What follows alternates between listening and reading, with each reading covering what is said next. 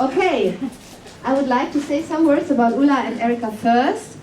In English, of course. Ula is the pioneer of the feministic film in Germany, for Germany, and also maybe in the whole wide world. I don't know. No. Okay. But you're an icon, one could say, and nowadays you have the honor you should have had earlier. You're called an icon because 1970, I think it was, the dumpster kid.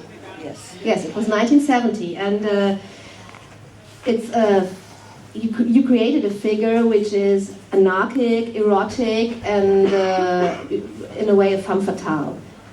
Yeah, one could say so. And you crossed the gender cliches, and yeah, I think it was really impressive. And not to forget, 1968, that was the year your most famous film came out, Neun Leben hat die Katze. It was your Sisyphon for the Hochschule für Gestaltung in Ulm. It's a very complicated name. So Ula is the one we should look up to, in a way.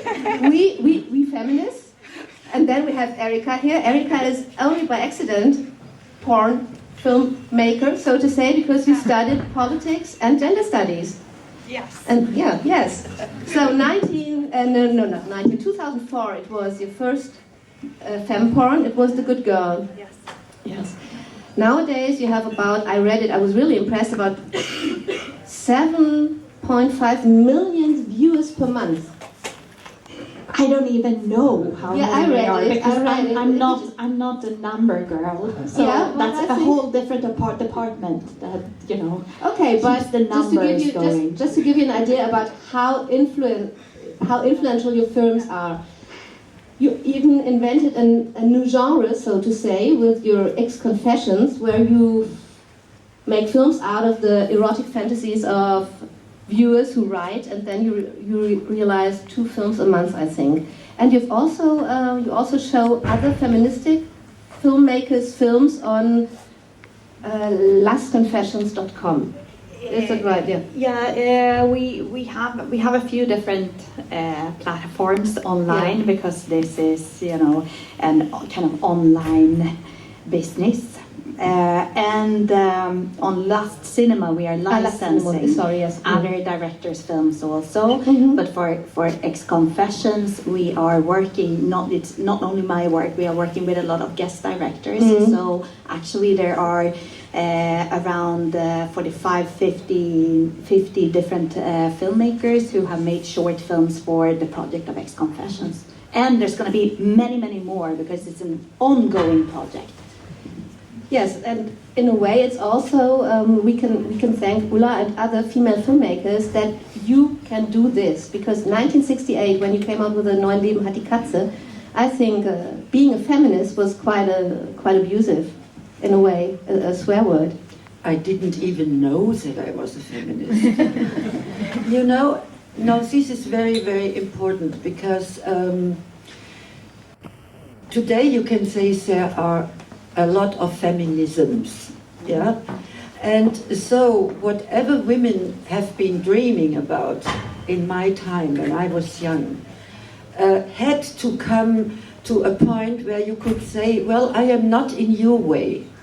I have my idea what should be changed, and you have your way to think what has to be changed.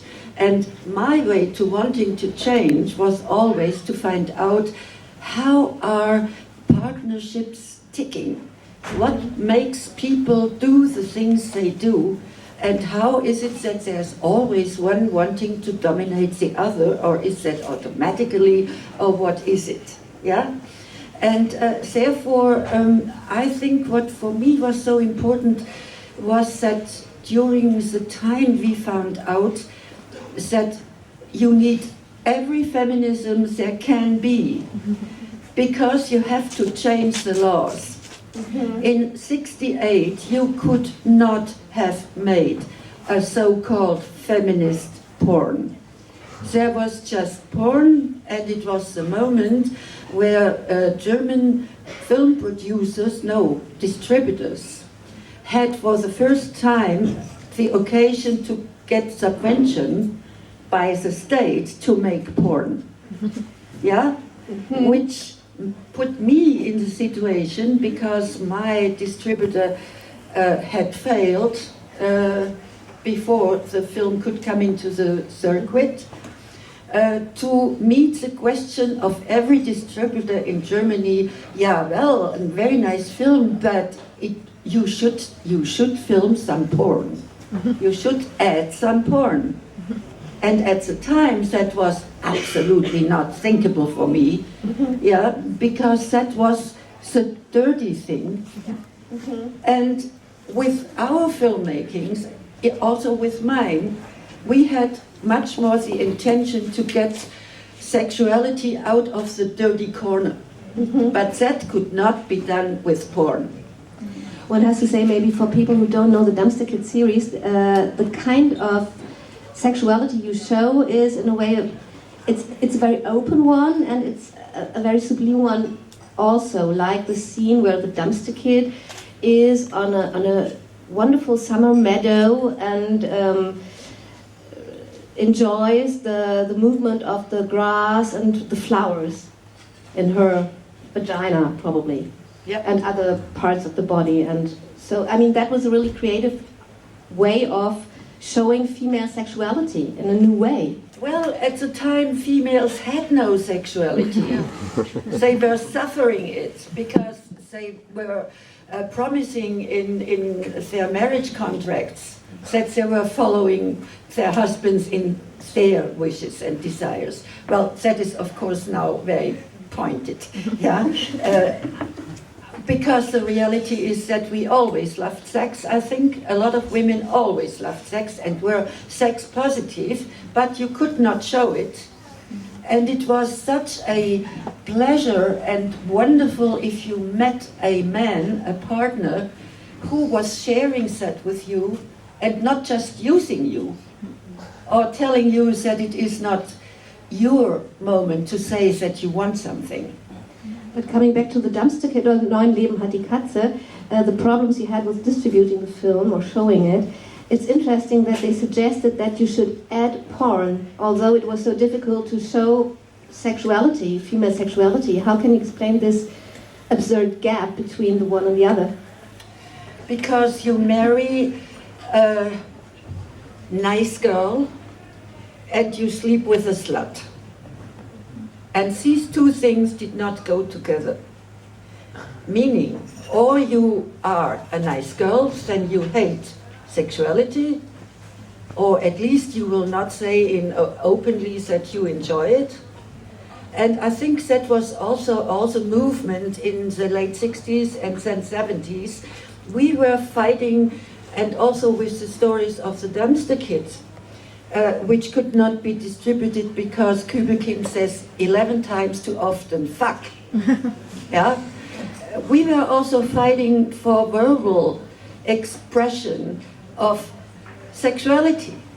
Yeah? And we lived all the time in a very oversexed atmosphere, but had no right to recognize it, because if you were able to recognize it, then you knew something which you should not. Yeah? So everything was undercover. And in a way, it was not only, I mean, apart from the sexuality, it was also hard times for feminism, because women, even in the so liberated 1968 movement, were often being used, weren't they? Yeah, of course, because they could better cook coffee. So they did it, yeah? And that is also a very, well, an always coming back question. Why do women what they do to help men to have the big political ideas? And, well, pretend that these are not the things of women to think about. But then in this climate, how did you follow your feministic way of life then? Well, because for me it was one very, how can I say, grundsätzlich, basic thought, and that was being, it's unjust, yeah? Why can I not become a journalist and have to go away with the answer, well, you know, Miss So-and-so, if we have a train crash at 2 o'clock in the morning with 300 deaths, that is real. They told me that. We prefer to send a man. Yeah?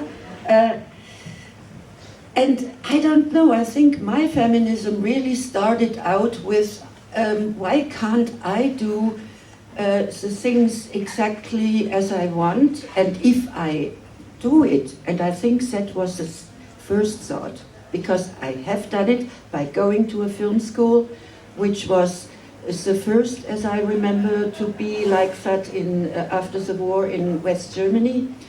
I had wonderful teachers, and by the way, the Dumpster Kid stories I made together with my before teacher at Geier, yeah, because maybe alone I would not have done it, or not in the same way.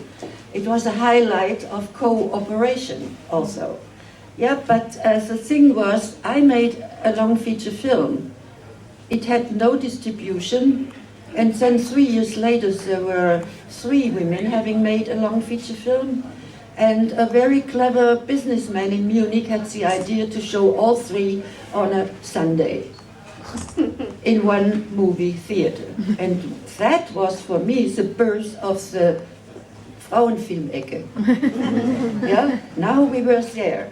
Now look how you can get out of that corner. So I really did not appreciate that at the time, because I was a filmmaker. I did not want to be treated differently than any other. Nobody talks about male filmmakers, but you talk about female filmmakers. Yeah? Nobody talks about male footballers. Either. Yeah? So there was so much to do. That really I am so thankful to all the other women who took their feeling of unjust behavior in the world and treatment, yeah, because and of course there were always also men who joined their wanting, but you only have to see the documentary about Ruth Bader Ginsburg, yeah, to understand that you could have a education as high as you wanted. That did not make you be accepted in the Liga. You did not get a job as a judge when you were female. And that was the same thing in any other profession. And I think that was the thing which was so abhorrent. Yeah, that has to change, and had to change, because we are still not really there.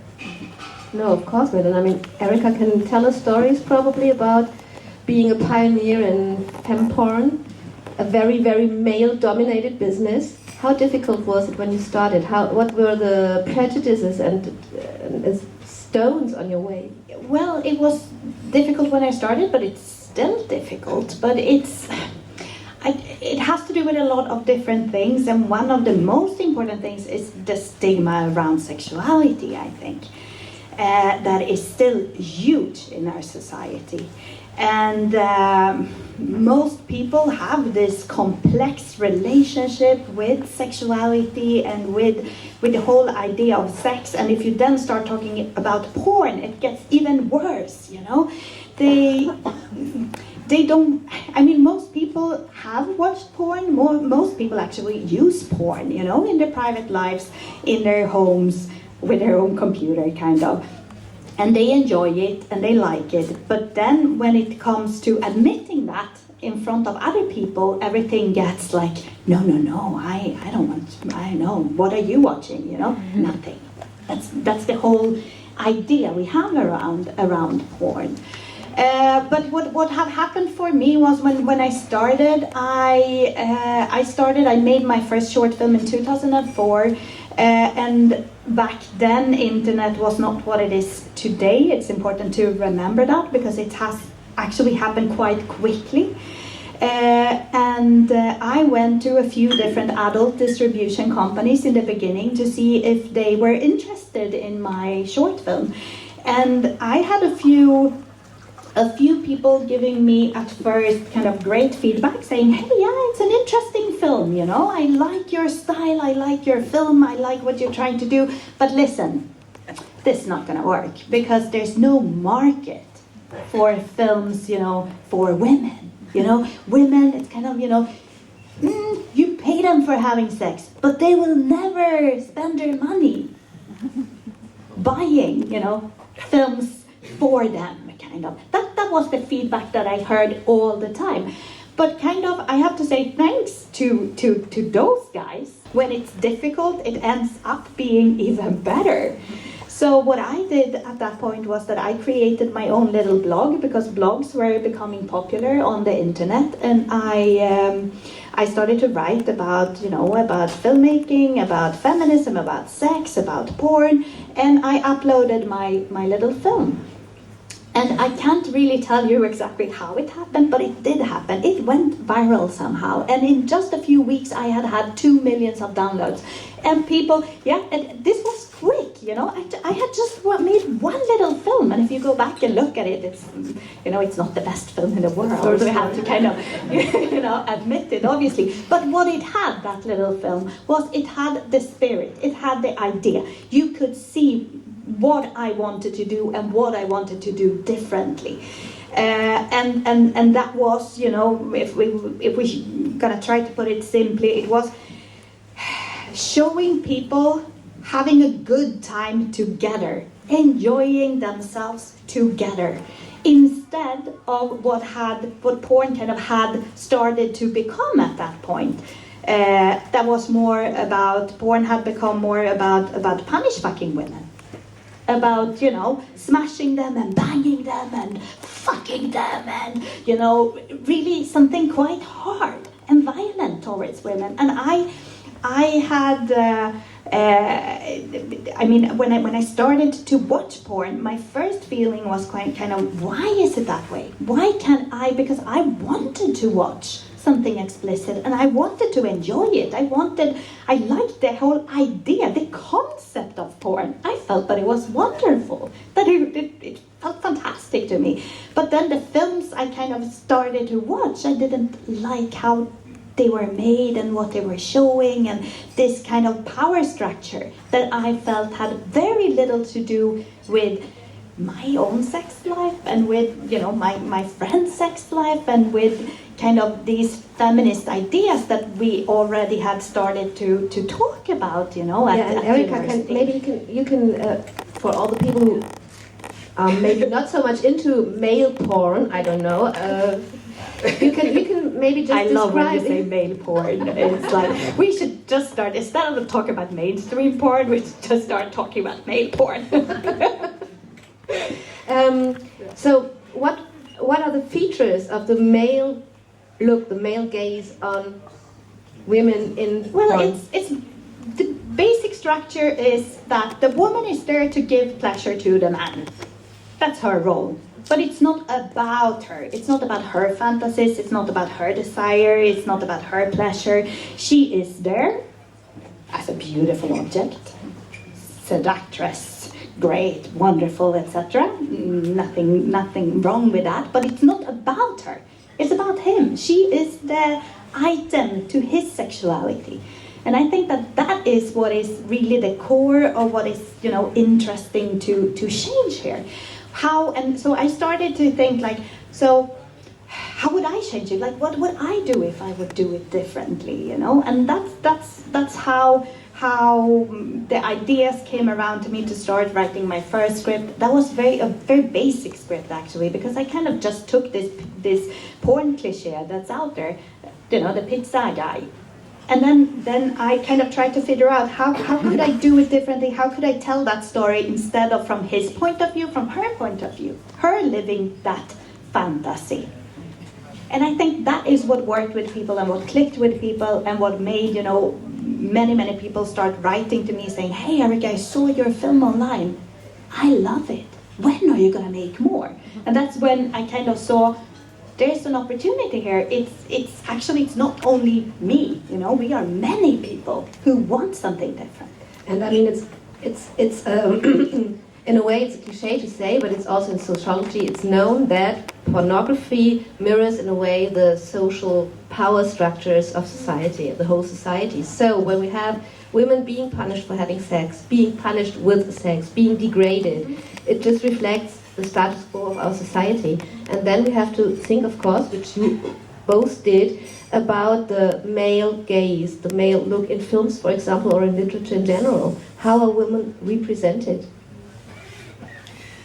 Yeah, well, It's a big question. how was she represented? She was doing everything for him, suffering for him, and putting out of the way every hindrance which could be, if possible, and being faithful and being the only one possible, and well, and an adornment, of course, and if she failed, then she or had to die, like in the opera, she always dies in the fifth act, yeah, or she's punished and sent away, and the hero is riding in the sunset, yeah, without her. Yeah. So I think that, and here I agree with you totally. I also wanted to tell stories of a female perspective, but I did not think female. I thought my perspective, because I am female. Yeah, and that was so important, because there I also had the experience that so many women I knew were thinking they were the only ones not happy, the only ones to be responsible only themselves for not being happy, because they were married, they had children, their husband had a good position, everything was as society told you you should do to be happy, but happiness did not come most of the time. Yeah, I mean, we do not talk about the exceptions. I'm not saying there were not always also happy couples and happy families, but I think it took a while, and therefore again all the feminisms are welcome and necessary. Yeah, because if I am working or fighting for sex positive images in a film, or if I am working for same salary for same work, or if I am still in a time where as a woman I cannot have my own bank account, or where parents could be punished because they allowed their teenage, or well, not even teenage, persons of different sex to be alone in their apartment.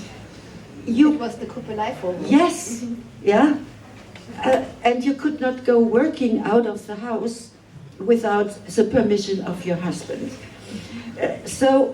And well, you all know that it's not so far away that rape in marriage was not a crime.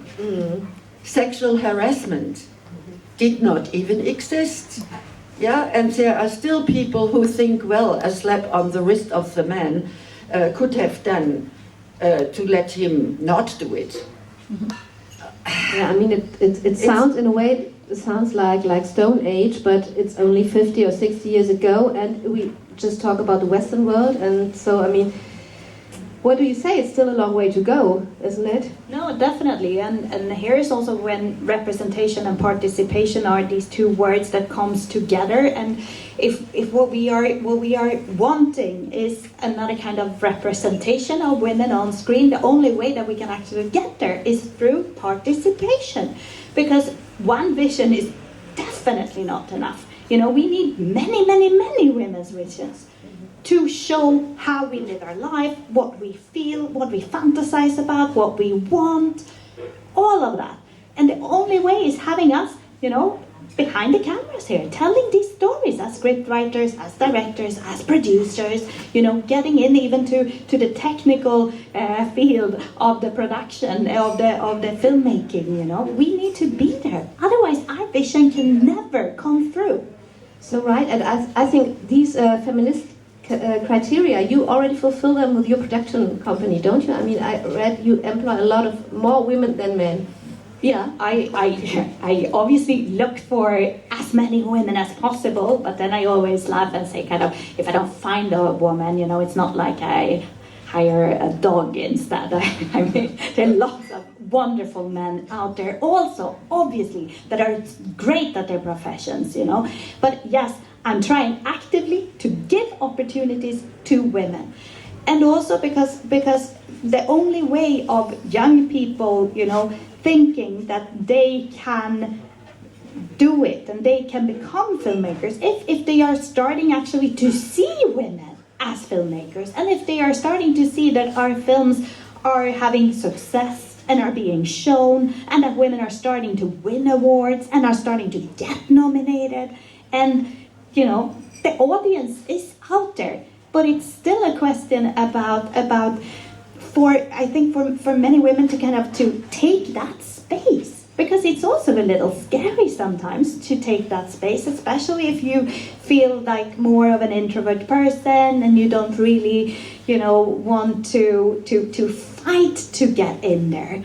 But how can we feminist women help other feminist women to get there? I mean, what should we do? Should we get louder? Should we form gangs? Should we network? We need to support each other, obviously. And then myself, I use a technique that worked out quite well for me, and it's kind of fake it till you make it.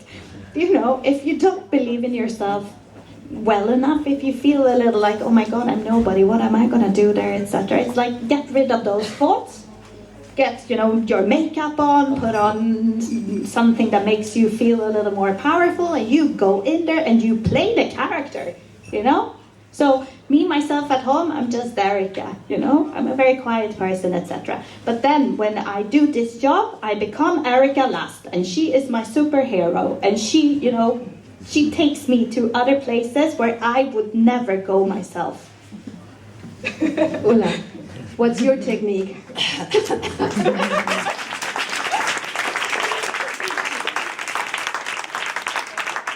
first of all, I would say I am very, very happy that at least you can be there now. Yeah? Because I was, while you were talking, thinking, well, how funny it were two men who accepted me as the first female film student in my time. And it was Edgar Reitz and Alexander Kluge. And it was Edgar Reitz and Alexander Kluge, yeah. Okay, they existed. Wonderful, yeah. But what about all the other opportunities where you just cannot get an entrance because it is not yet your time, because the men who have the key to the door say it's not for you, it is just for us. We are so sorry, we would so much like to have you. And I think here, I think it was in the 80s or even 90s, 80s, that this wonderful clarinetist, a musician, wanted to be with Karajan in the Berlin Philharmonic. The orchestra in its total refused to have a woman among them. Yeah, which does not mean that all orchestras in the world were without women. But first of all, they have to get a door opened.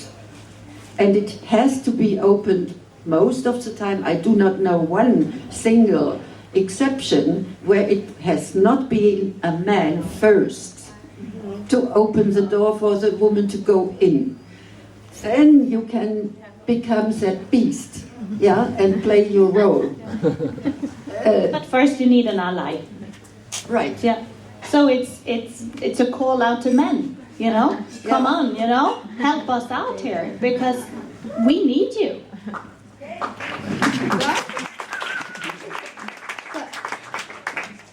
And I think it's a very interesting subject. I listened to this conference that Jill Soloway was giving in TIFF, a film festival, called The Male Gaze. A wonderful conference, and she was talking about the female gaze. The female gaze. Getting confused here. So the concept that I was looking for was this concept of censorship through occupation. And I think that this concept is very interesting because men are occupying all these spaces. And that occupation somehow is creating a censorship for us. And it's very difficult to have to do that fight to convince people all the time that your project is the right one. Yes, and that you as a woman are the right one still. Yeah, but you have also not to, please don't forget, not every woman is a feminist. Totally.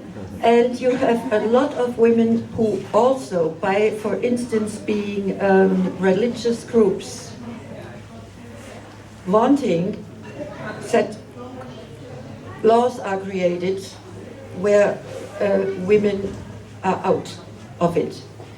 I am thinking now of the American film industry, and what meant is that a lot of women were back behind Stone Zero. Yeah?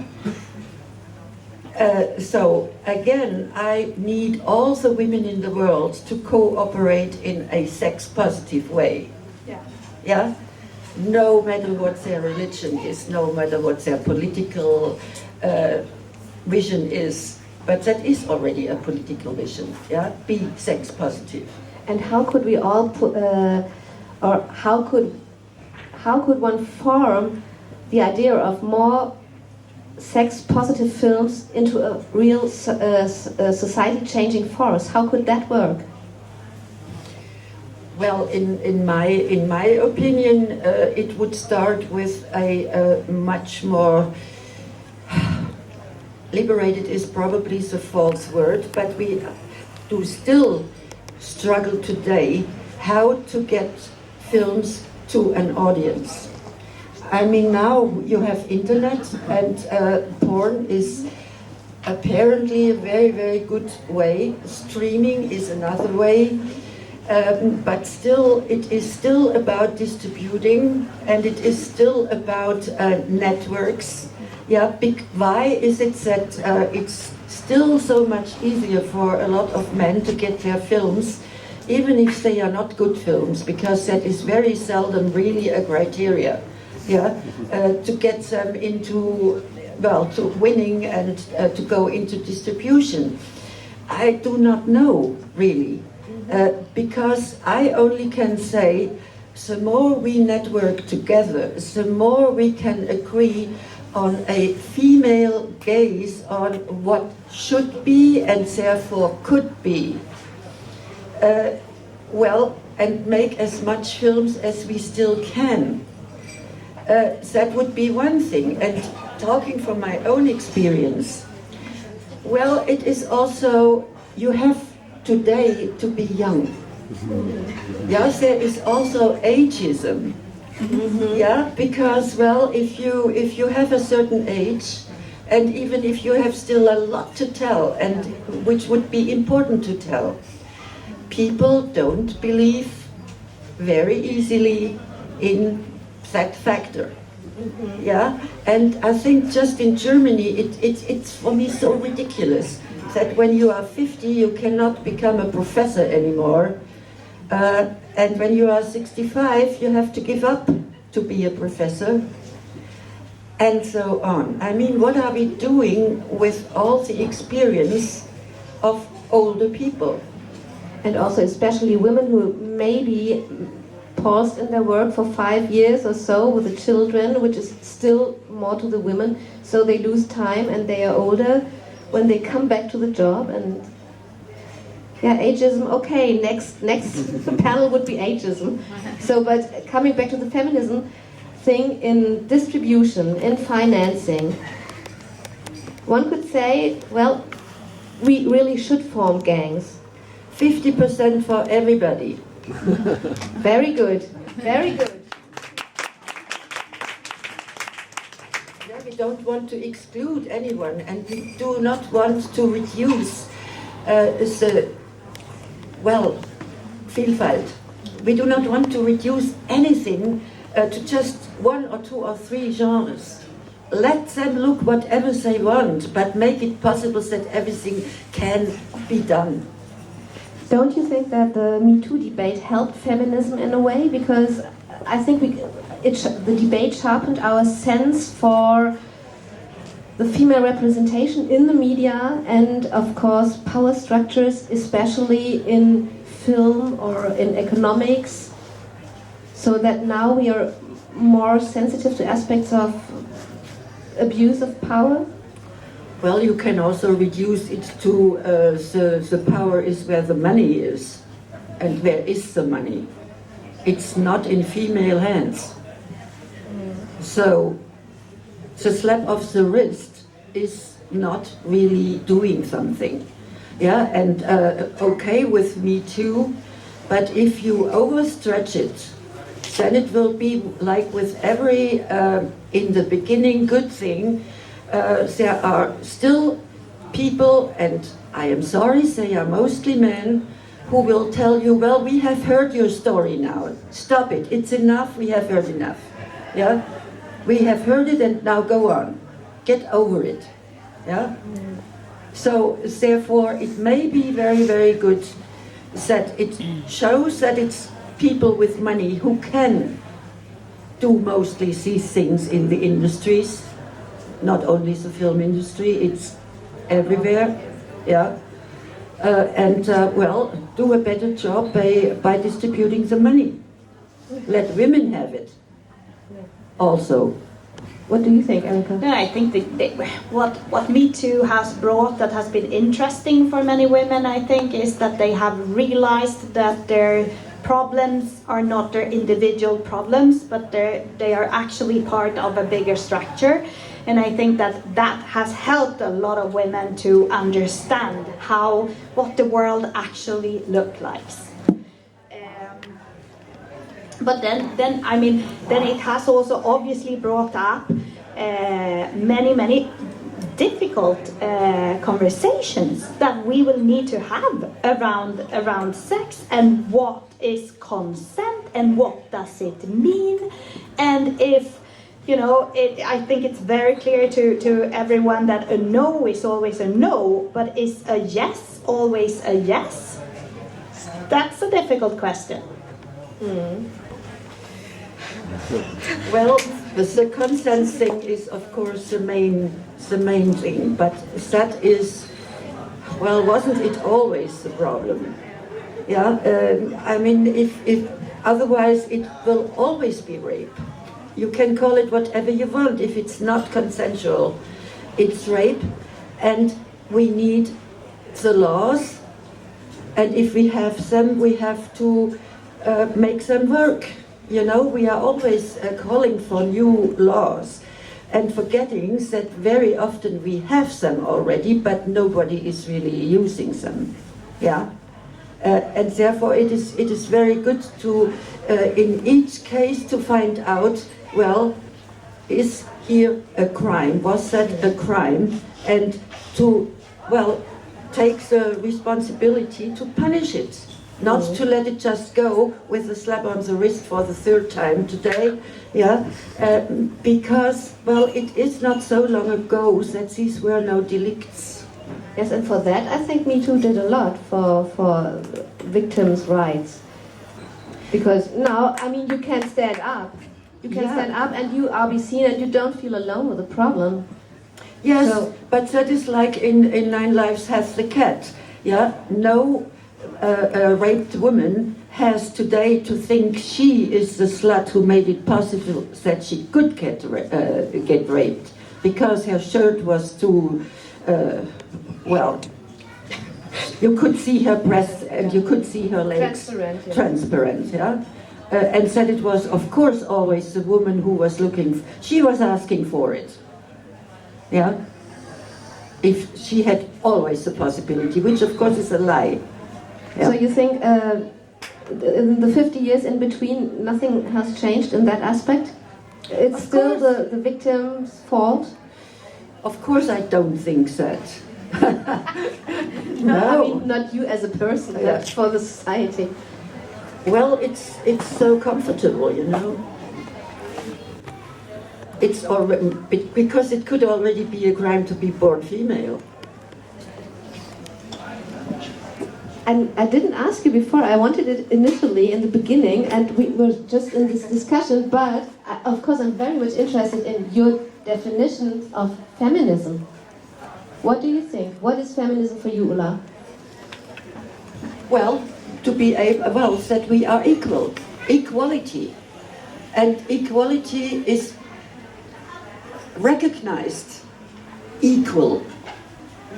Yeah? That is in whatever form feminism shows up. Mm-hmm. Human rights, having the same possibilities, opportunities, not being limited by the sex that you were born into, the gender that you were born into. I think that's the... So equal rights for men, women, LGBTQ, and everybody. Everybody! Yeah. The German author and blogger and feminist Sophie Passmann wrote, said, for her, feminism also has to ask about the social class questions, because otherwise the everybody's equal thing wouldn't be right, that only white wealthy women would profit, and it wouldn't be feminism, but yoga lessons in Berlin Mitte.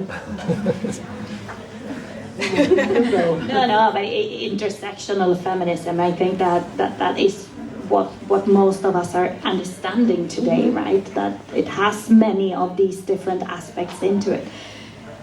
Yeah, and therefore I prefer to speak of feminisms. Yeah.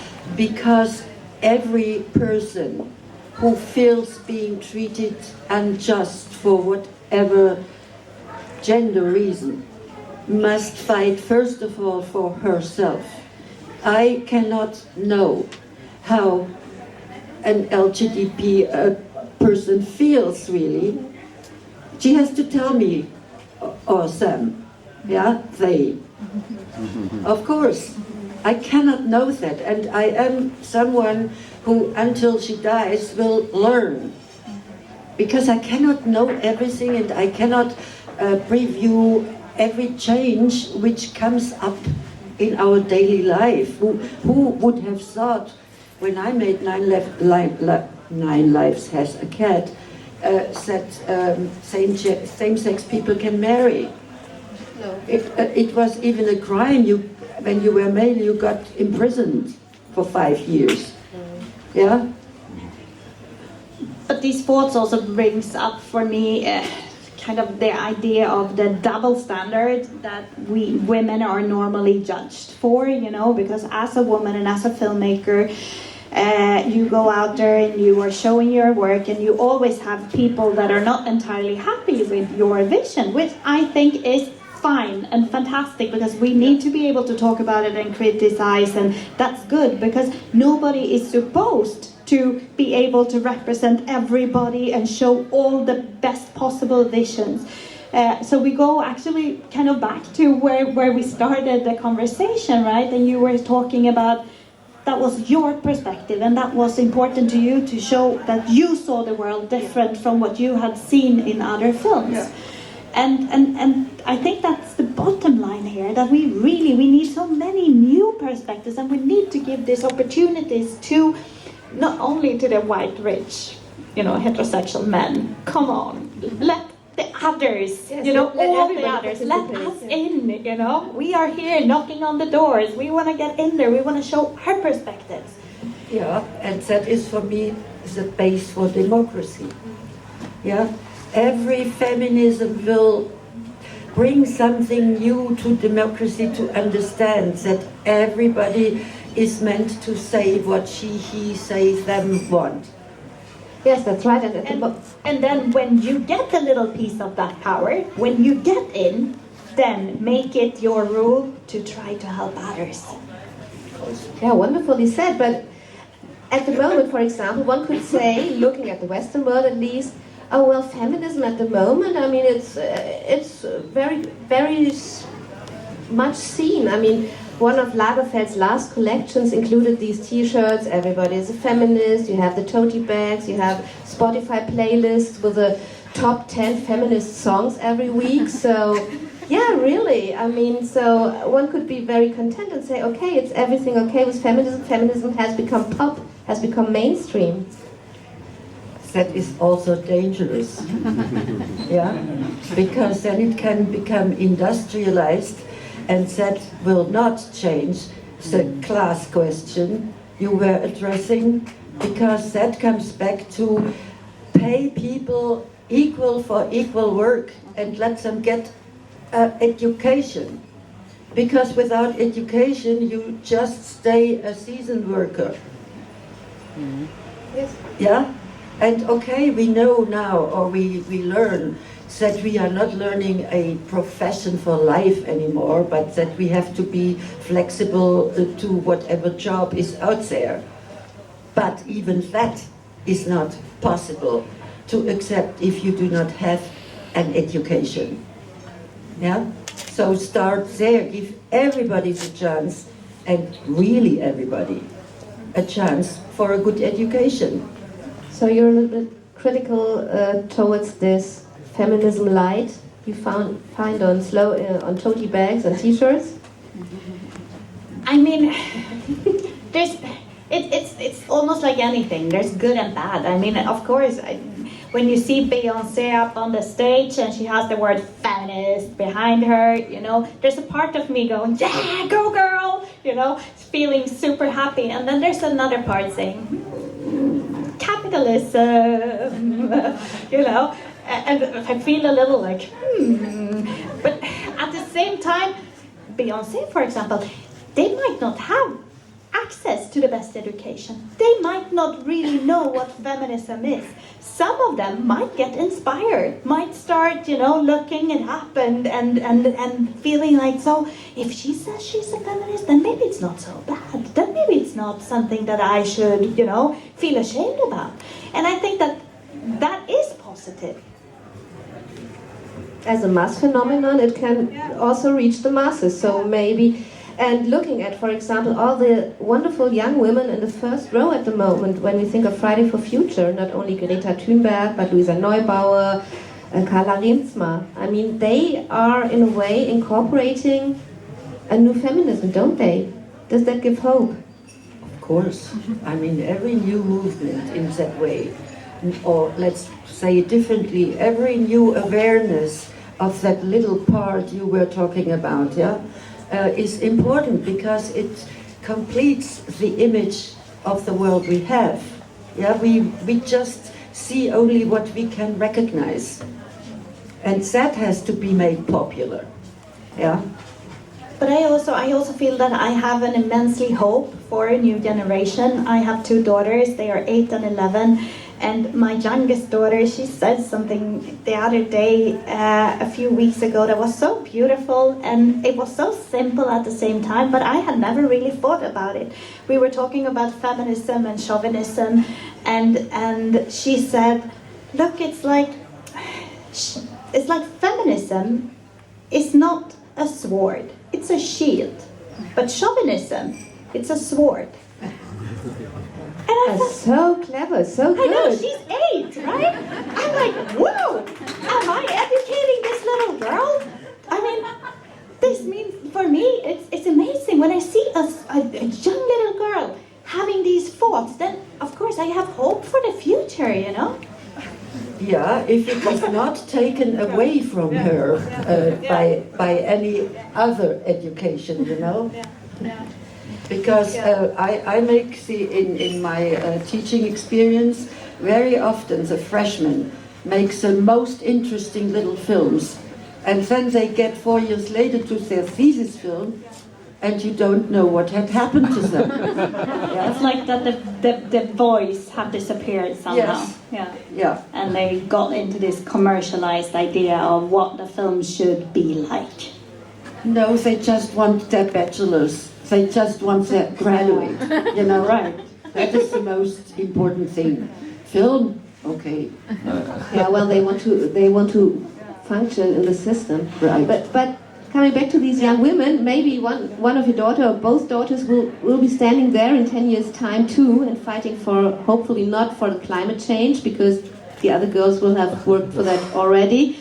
But do you think it's maybe like some sort of change of paradigm we can watch now? Is it maybe like we have solidarity with men, we want the solidarity with the LGBTQs, with other women? If we would form a super group, a super gang, feminist gang, would that be a way? And could maybe the young girls, the young women, are they already working at it? Is it a change? Well, in my opinion, what it makes all the difference to when I was young is that today we have female role models. There are so many more educated women in high positions with sex positive and other positive images in their heads, where you can look up to, you know, while that did not exist in my time, and especially not in Germany, where everything was, first of all, silence again, and it was also thanks of some feminists that they were digging out icons from before, but that was even maybe before World War I, you know. You digged out some icons from the Greek mythology. Yeah, yeah, because that were my female icons at the time. Or they were rebels like Antigone, or they were like Medea, giving up the powers they had out of love, which I am completely against, you know. Keep what you have, because you will never get it back once given up. So therefore, I also am hopeful, because there are so much more women out who can be icons for a new generation. And then I think it also has a lot to do with family politics, honestly. I've seen it when I became a mother, because until that point I kind of felt that I was almost equal, you know.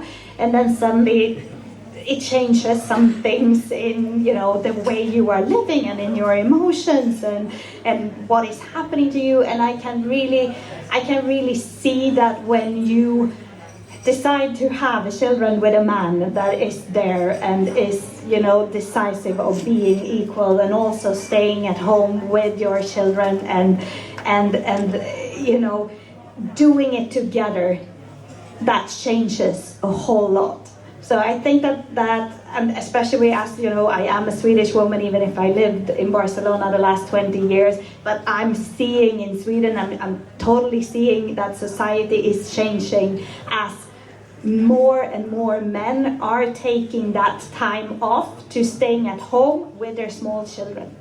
But I think Sweden is also very good in things like state-subsidized childcare and so on, which in other countries is still a lack. I mean, these are the pragmatical demands of feminism. We have to say loud and louder, don't we? Definitely. And to be honest, you know, I've shot pregnant, and I've shot, you know, with my babies, and I could only have done it because of my husband. Otherwise, that wouldn't have happened. I would have lost years. So I think we're coming to the end of our panel. So, famous last words. What's your vision, your wishes for maybe in 10 years' time for feminism, for sex-positive films, for another way of dealing with these things? Well, that there is no world development which is hindering the progress made until now, and that feminists and all progressive forces can go on doing what they are doing. Yeah, because I think in total there are a lot of people who all want just to be happy, and therefore we need everything we can do to go on. Just have a continuity, and I think in Germany we are in such a lucky moment to have had now 75 years of no war. Yeah, let's go on with that if possible.